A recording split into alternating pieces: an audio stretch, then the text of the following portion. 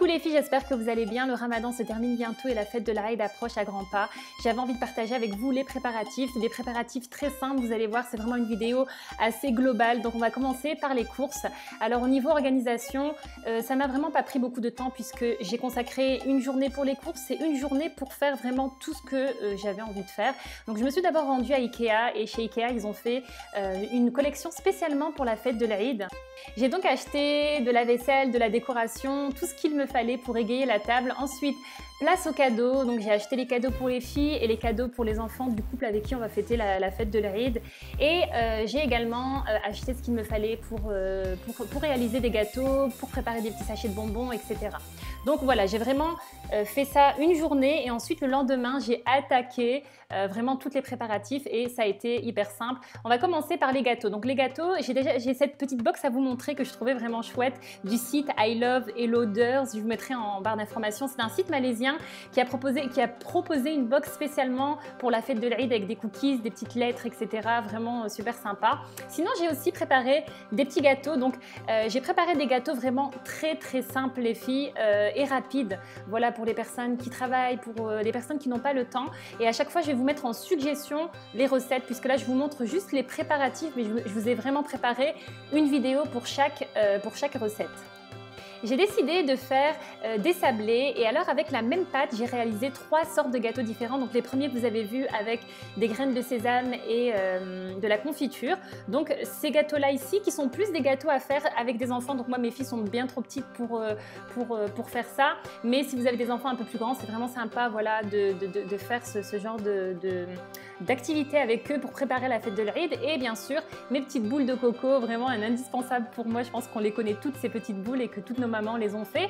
Et pour terminer, j'ai fait des boules au chocolat. Donc cette recette-ci ne nécessite aucune cuisson.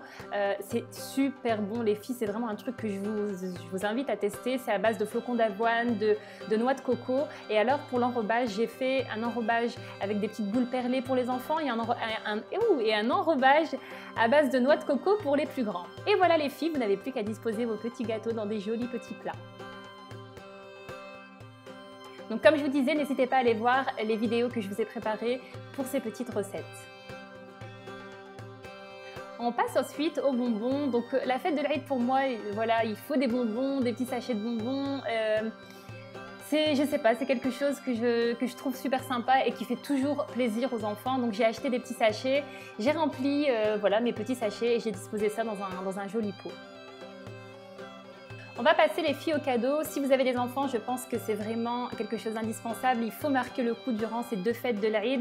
Donc voilà, j'ai tout simplement emballé les cadeaux et j'ai trouvé sur le site de Muslima Avenue tous des liens avec vraiment des choses à imprimer, des petites décorations, des petites cartes super sympas. Donc du coup, j'ai imprimé les petites cartes que j'ai collées sur du papier canson et j'ai noté le nom de la personne à qui est destiné tout simplement le cadeau. On va passer maintenant à la décoration. Donc comme je vous disais, vous trouverez, je vous mettrai en barre d'informations, un site dans lequel il y a plein d'idées de choses à imprimer. Donc là, j'ai imprimé une guirlande vraiment toute simple.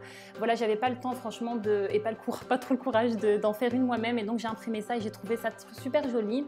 Ce que j'ai également fait, c'est que j'ai imprimé cette affiche du site Designiara, dont je vous ai parlé il n'y a pas longtemps, et j'ai également imprimé ces petits messages que vous pouvez mettre dans des pailles ou alors dans des coton-tiges, non, dans des cure-dents, et que vous pouvez mettre dans des cupcakes si jamais vous en faites.